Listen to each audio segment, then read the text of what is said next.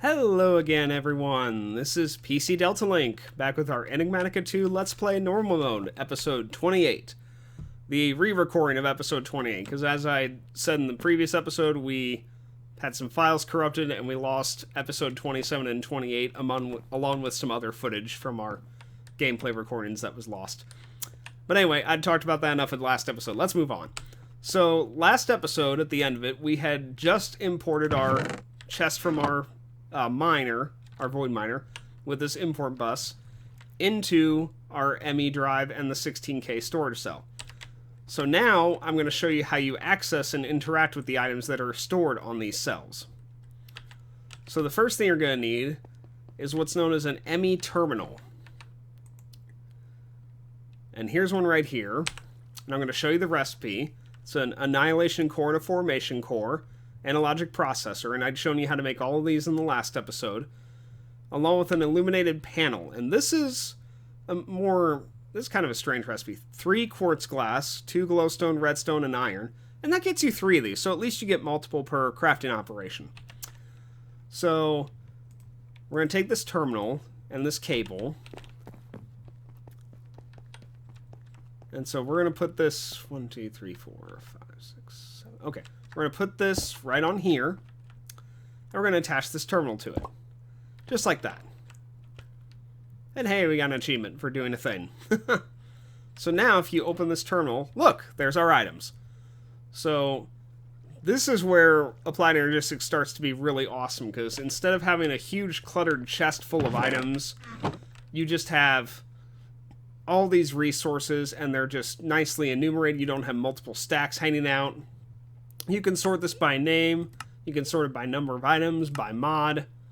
I personally prefer to sort it by number of items usually, so that the one with the most items is at the top. You can also make this a little bit bigger or smaller if you want to. You have a search bar here, you can hunt for stuff if you need to. So, just really easy way, and you can get stuff out of here, just, right click for half a stack, and then, or you can left click for a whole stack, so not difficult to interact with. But you will need a terminal like this, or an upgraded one, to access your items.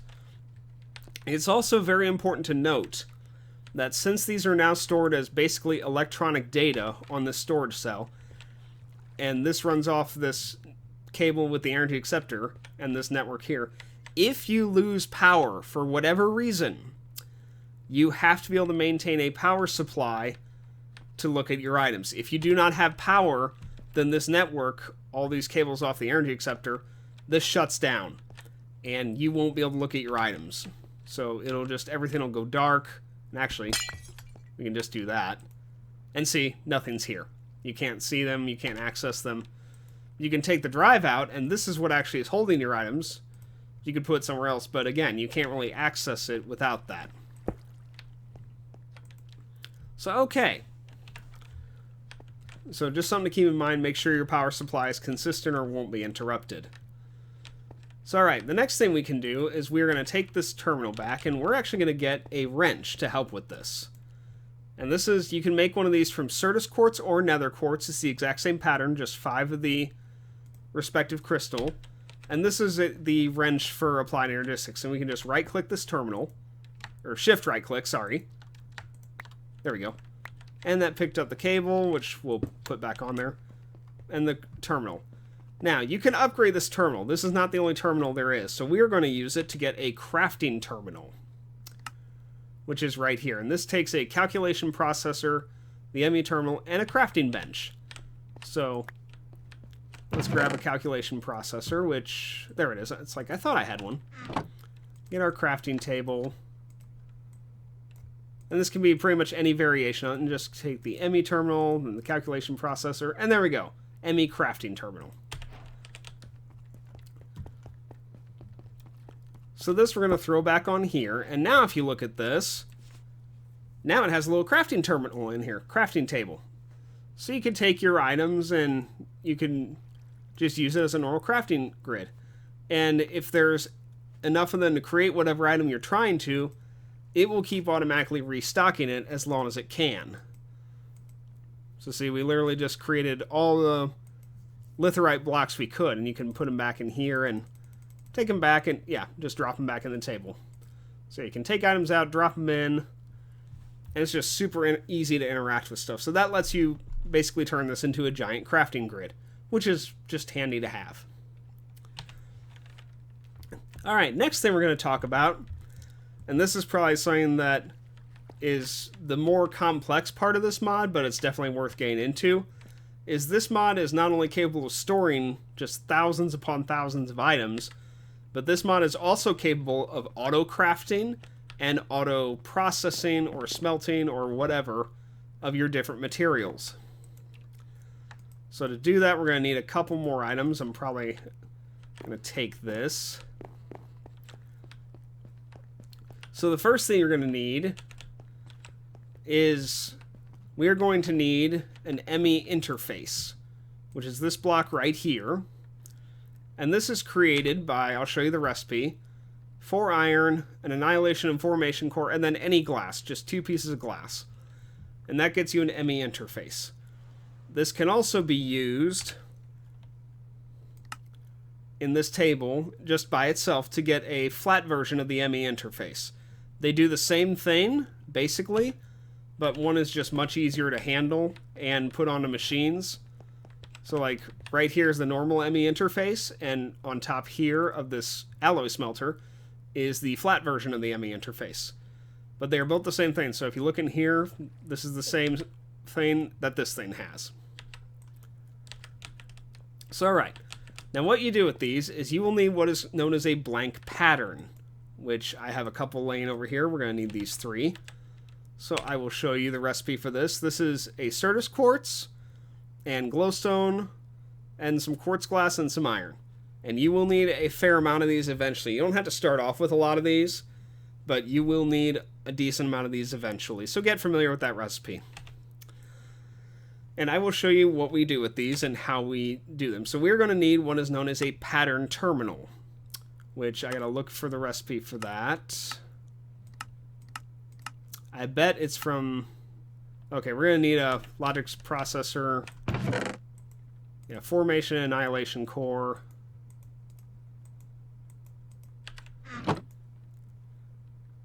Then yeah, we're just going to throw these in here like so, and get our ME terminal. Oh, I think it's actually from the crafting terminal.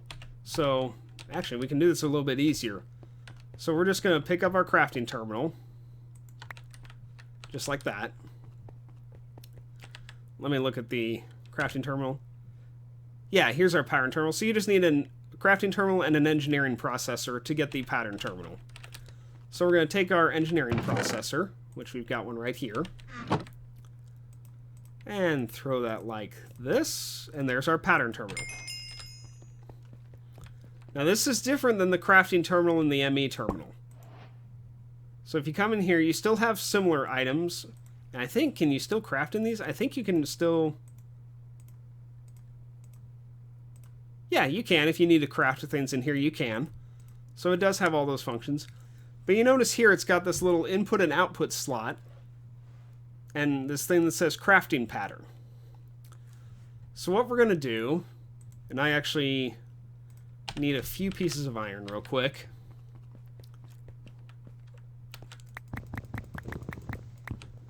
So we're going to take 9.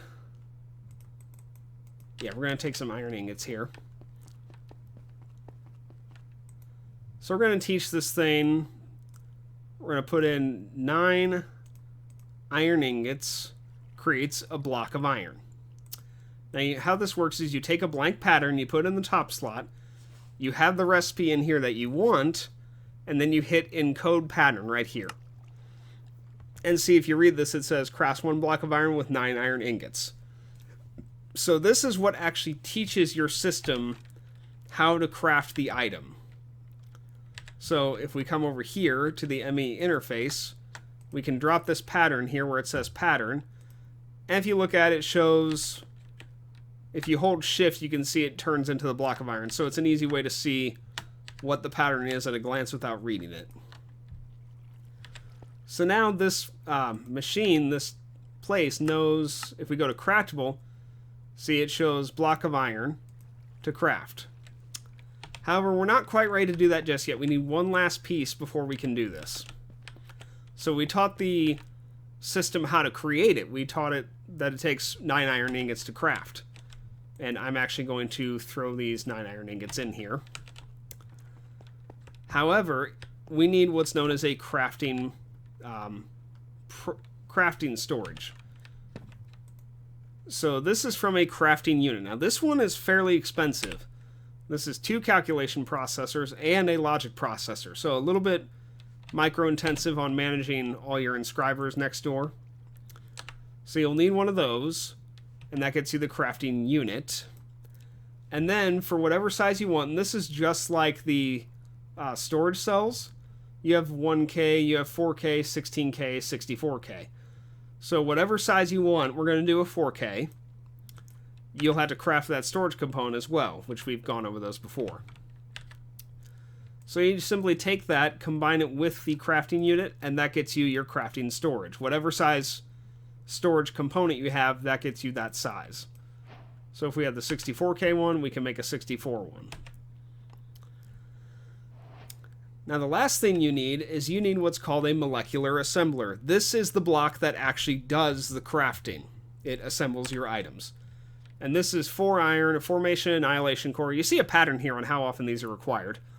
And then some quartz glass, and then a crafting table. So we'll take that with us too.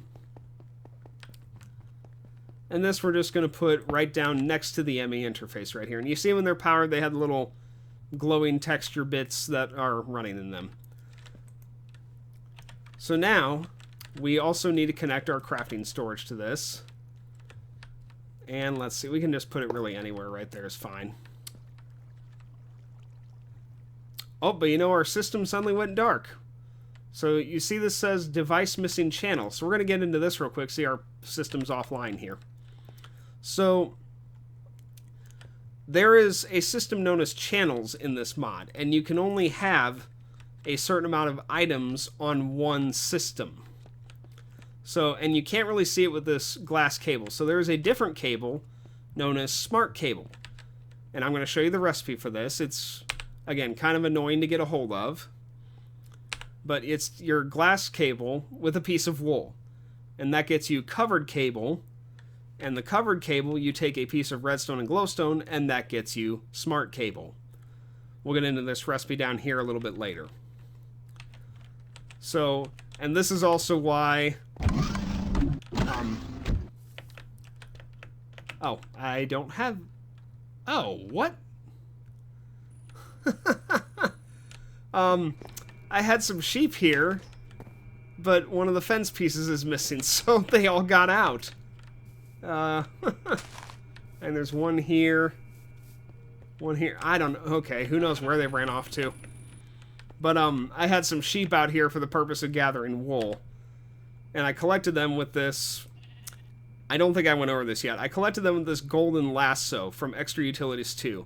This is a fairly easy piece of equipment to get. It's just 8 levels of experience with 4 string and 4 gold nuggets. And this lets you go to, I think it's basically any creature in the game. I mainly use it for passive mobs like cows and sheep.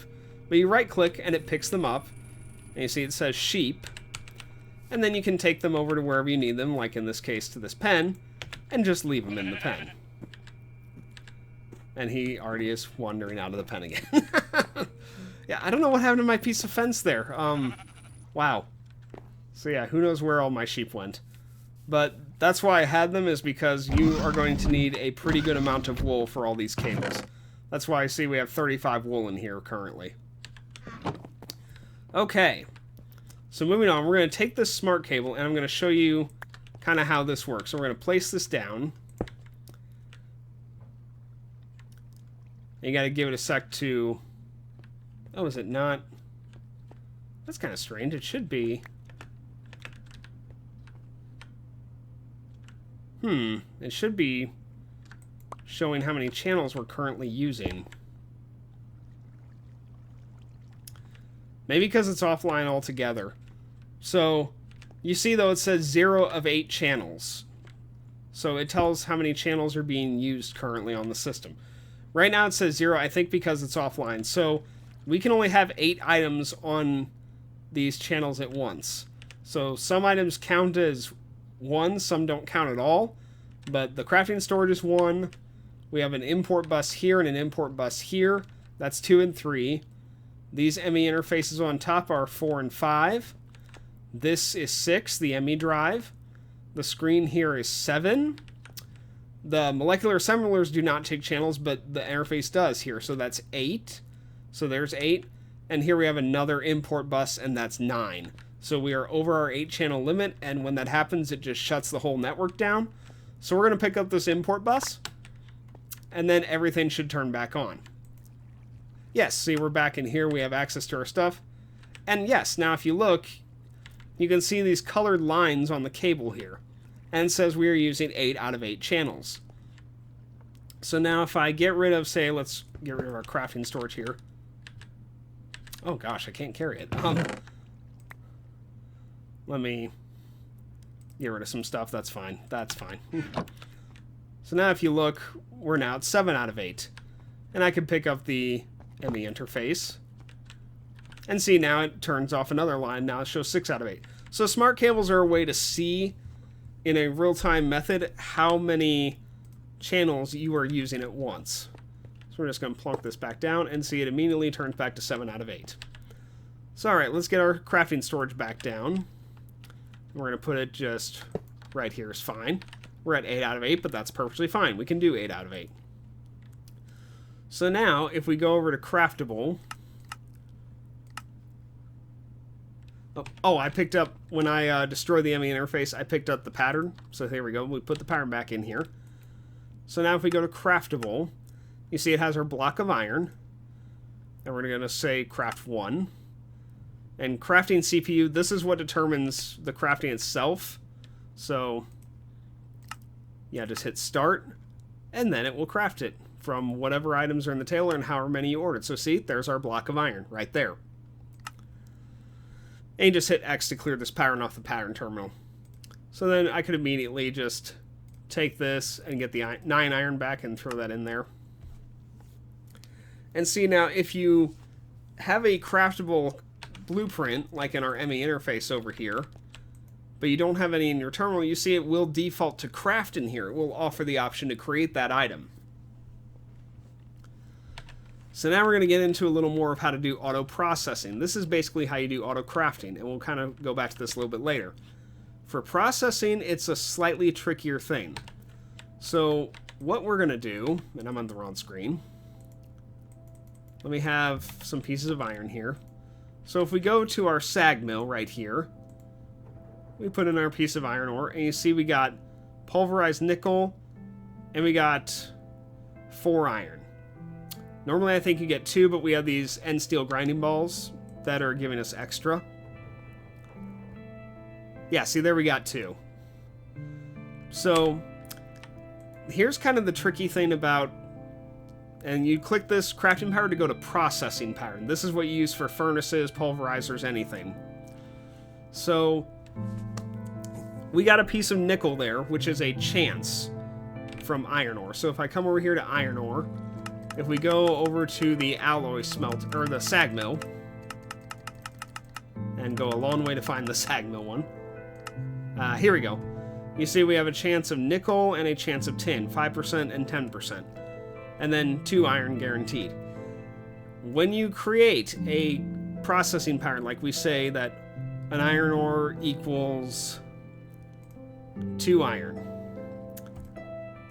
I cannot stress this enough. You cannot tell it that you can get the nickel and the tin here.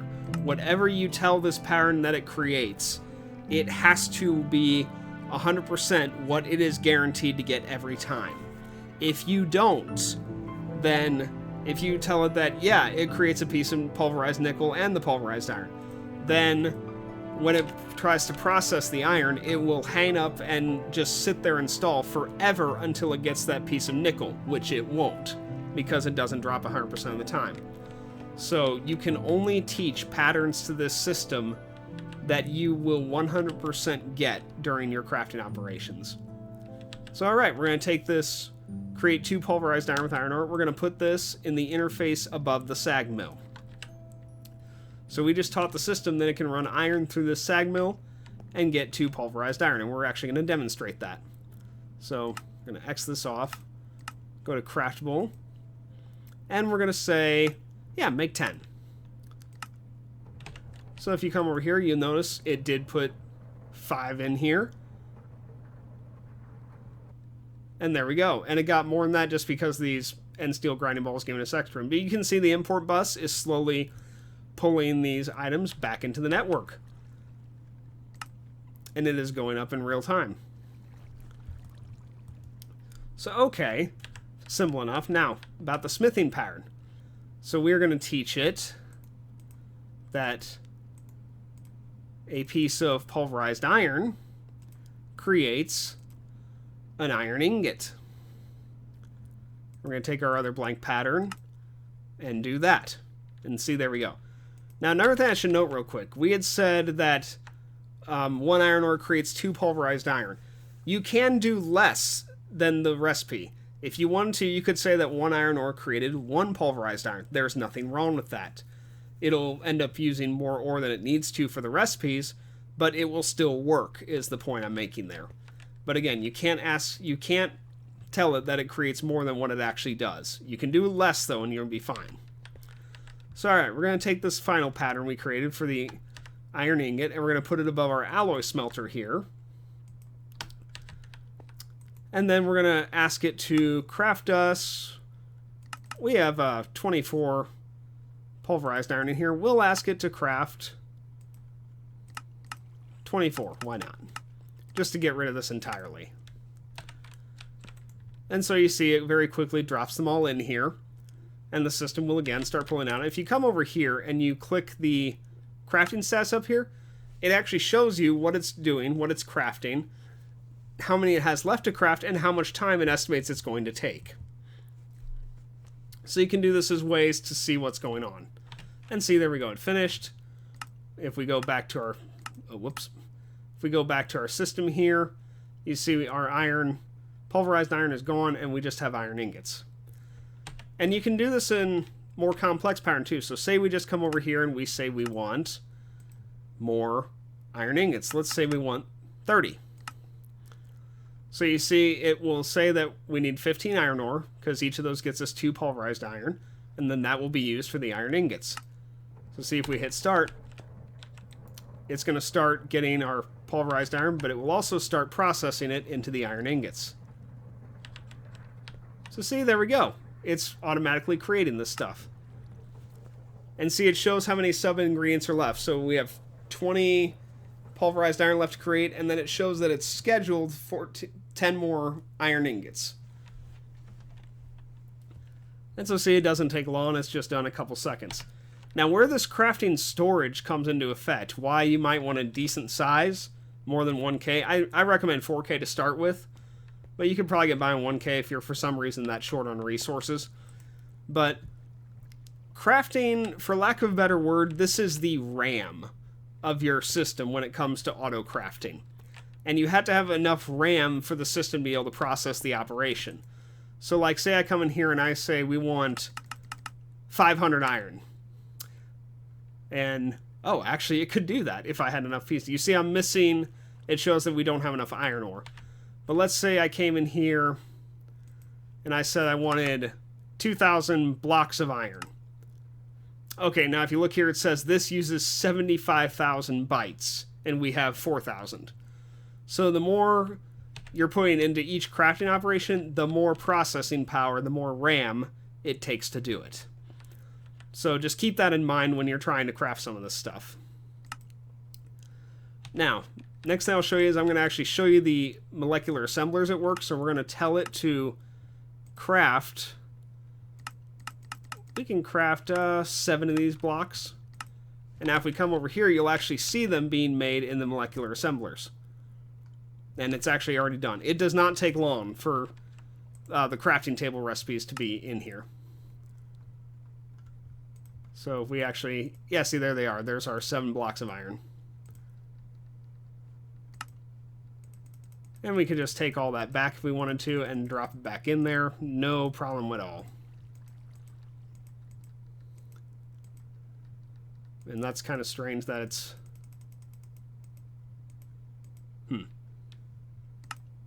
Odd. Okay, well, either way.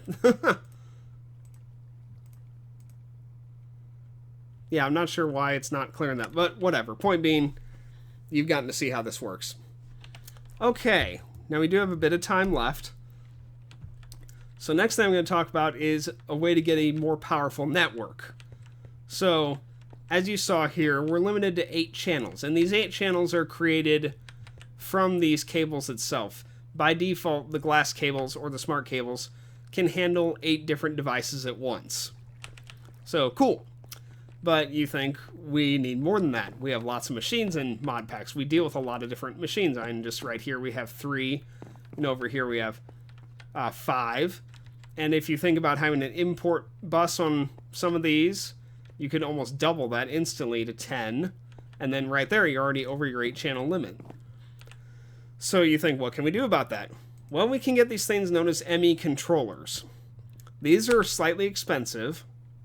They require skystone block. This is very cheap. It just comes from taking the skystone from the meteors and just cooking in a furnace. And then you need those pure fluix crystals. I'd shown you how to get those earlier. In fact, unless I accidentally picked them up. Okay. So we got our pure fluix from the seeds from earlier right there. And then lastly, you'll need one of those engineering processors. And you will need a decent amount of these controllers eventually. You will not need many to start with. You can get by actually with one for a decent amount of time. But I crafted these because these things look amazing. So see, they light up, they look cool. They're just really fun. And so you can connect them. You can have them up to a size, I want to say 7 blocks by 7 blocks is the biggest you can have for size. And they are also limited by how many can be touching each other simultaneously. So I want to say, I'm not 100% sure here, if I remember right, you can't have more than 3 others touching a block. So like this would be okay for this one, but if you added a 4th one, it would shut this down. It would go dark, it would quit working. Now, why these controllers are a big deal is these provide more than 8 channels, but you have to have a different cable to take advantage of that. So, or something more advanced that we're going to get into in a different episode. So this is dense cable. And this stuff is a pain to make. You don't want to have to rely on this too often, but we'll get into a way to get around that later. But this stuff is made from 4 of the covered cables, which that's 4 glass cable, 4 wool. So you can see very quickly how quickly this adds up. And you can't make this from smart cable. You have to have just the covered cable. You can't take 4 smart cable and put them in this configuration and get this. I wish you could. I don't know why you can't. So then you take your dense covered cable, and then you do the same thing. The redstone and the glowstone gets you the dense cable, the dense smart cable. So this stuff, if you pull this out, see this says 0 of 32 channels. This holds 32 channels now, which is already 4 times what you were getting here. However, it gets better. So these 32 channels, now, this, you can get 32 channels from each face of this block. So this is 32 channels. That's 32 channels. This is 32 channels. That's 32 channels. You can already start to see very quickly how this can snowball like crazy, and you can have an absolutely huge amount of channels off a decent size little bank of these ME controllers. However, it should be noted here that unlike the smart cables and the glass cables, where these provide 8 channels in and of themselves, they create the channels. It is this block, the ME controller, that is creating the 32 channels. And you have to have the dense cable to be able to handle it. If you just put a smart cable down, it can still only hold 8 channels. It will not be able to take advantage of it. So you had to have this smart cable, or again, another block that we're going to get into in a later episode called a P2P tunnel, in order to take advantage of these 32 channels. But then you could do like multiple branching off. You could take our smart cable here, you could, at this point, you could put smart cable here, and you can get 8 channels here, 8 channels here, and these could both be maxed out, and this would be then it's 16. So you only need the 32 on this initial block. After that, you could split off of it however in whatever direction you wanted to, and that would be just fine. So let's see, another couple things to mention real quick. You cannot have 2 banks of controllers on the same network. So like for instance, let me pick this up. See, this is connected to all this network. All these cables are all part of this one network. If I try to put an ME controller over here, oh, you see they both went dark. They're both offline. And yeah, the system actually goes offline too. So yeah, you can't have 2 on the same network. They had to be separate. But you can have them next to each other, but you just can't have them separated. So yeah, this will give you a little bit of a start on how to, create some of these, get some dense cable. You don't want to craft more of this than you have to, as you saw, just because of how expensive it is. So I'll show you a little bit of what I'm planning at the moment before we end the episode. We're going to have our ME controllers, our sort of brain of this operation, if you will. We are going to put them right here in this room. I kind of broke into this room from our underground river area down here, and we're just going to have the ME controllers in this room. And this will be a nice central spot to locate them, kind of in the basement, kind of decently close to everything, but far enough away that they have their own space. Because this is going to be big enough to have our 7x7 ring, and I think that's going to be overkill already. But it'll still be enough for what we need. So we're going to move that down here. I do have an episode 28.5 I recorded it before I realized I'd lost 27 and 28. And the reason it was 28.5 is after I get this set up, and it's already set up on my other world save, but after I get this set up, I start doing a ton of remodeling and tearing out walls and getting conduit in different places. Like I start tearing out pieces of this wall to get down there, because you have to be able to run like these cables all over the place if you want, say, one of those monitors in here.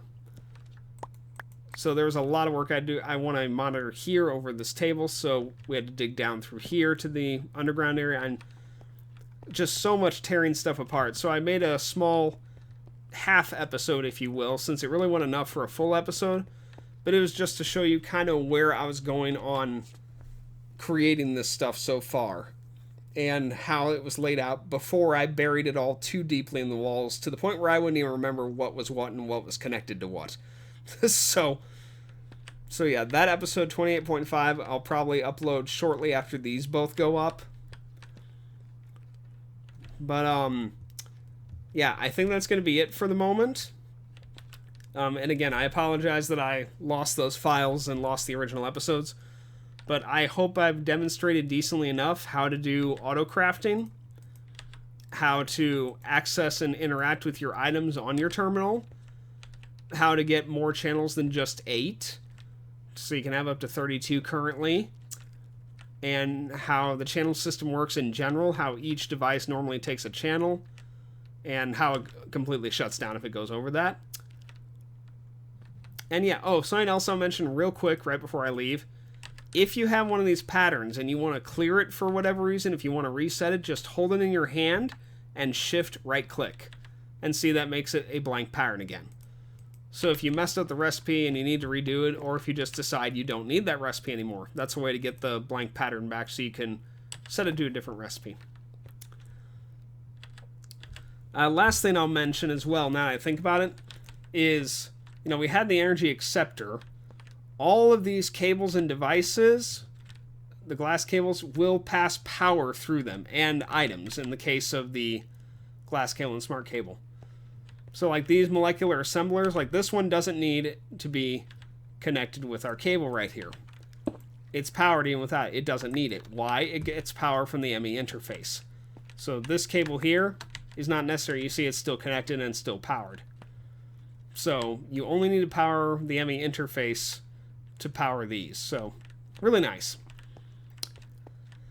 Let's see. Was there anything else? I know I'm kind of scattered because, I'd already done this episode, and I'm just kind of, yeah, you get the idea.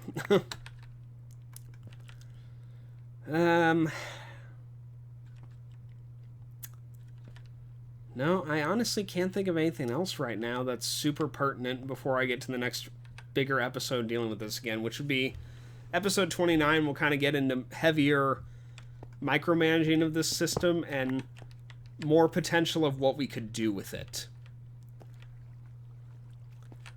So, oh, and if you notice, the crystal growth accelerators don't take any channels. They aren't contributing at all to this 8 channels being used over here. So yeah, I think that's going to be it. I will see you guys for episode 28.5, which, like I said, it's already recorded. And then episode 29 will be the real continuation of the playthrough. Hopefully without any more corrupting footage going on. My gosh, this has been a debacle. I had to do a fair amount of work to redo these 2 episodes, considering that they kind of already happened.